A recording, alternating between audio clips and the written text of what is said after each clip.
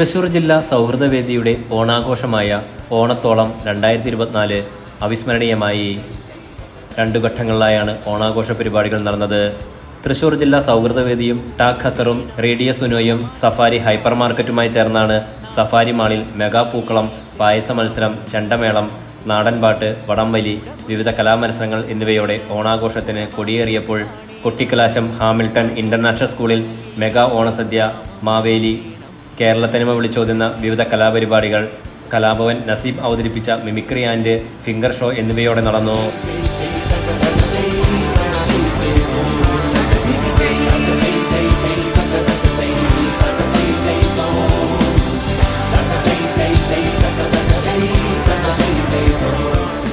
വേദി പ്രവർത്തകർ തയ്യാറാക്കിയ ഖത്തറിലെ ചരിത്രത്തിൽ തന്നെ ഏറ്റവും വലിയ പൂക്കളം സഫാരി മാളിൽ ഒരുക്കിയപ്പോൾ അതിന്റെ ഭംഗിയും പ്രൗഢിയും ഏവരുടെയും പ്രശംസ പിടിച്ചുപറ്റി. തിരുതാടി വരിക്കേണം, തിരുവാതിര നോൽക്കേണം, തിരുവോണ തകിലടി മേളം ഇനിയും വേണം.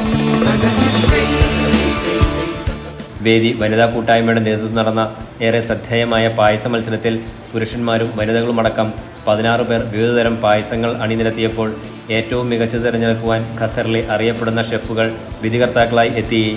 റജു ജോർജ്, റീമ റസാഖ്, ആമിന അബ്ദുൾ ഷുക്കൂർ എന്നിവർ 1, 2, 3 സ്ഥാനങ്ങൾ കരസ്ഥമാക്കി.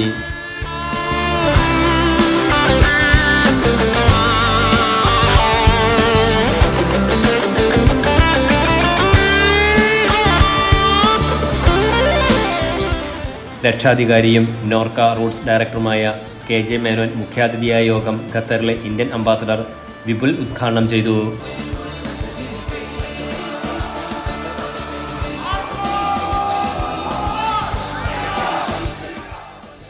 Enlight news, Doha.